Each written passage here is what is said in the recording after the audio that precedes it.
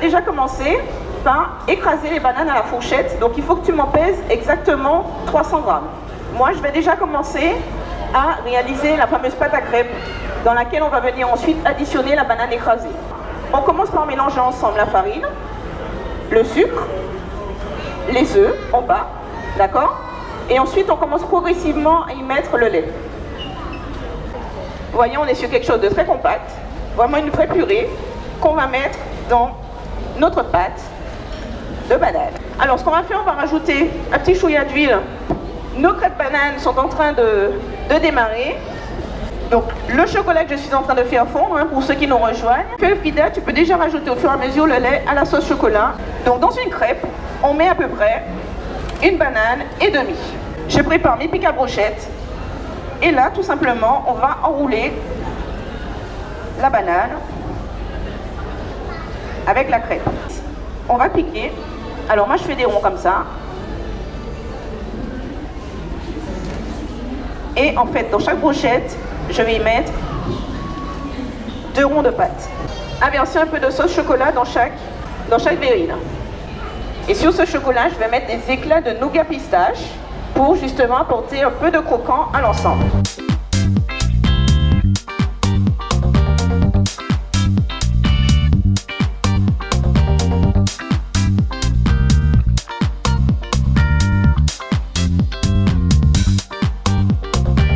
Donc on est sur 5 pommes rouges et 3 pommes vertes. Et on va les faire revenir dans un peu de beurre. Très simple, hein? Ça, c'est pour la première étape. 300 g de farine. Tu vas rajouter 3 œufs. 405 g de lait concentré sucré. Et tu vas mélanger avec ton fouet 20 ml de rhum, 30 g ou millilitres d'eau. Donc nos pommes, c'est parfait. Le beurre, il est en train de fondre tranquillement. Le four est à 180 degrés, chaleur tournante. Chaque moule. Et on beurre comme ça les parois.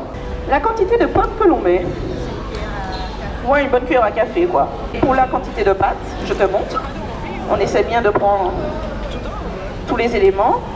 On y met à peu près sur 1 cm. On fait 12 minutes de cuisson à chaleur tournante. On met ensuite en position grill et on passe à 2-3 minutes en position grill, juste histoire d'obtenir la belle coloration de la crêpe.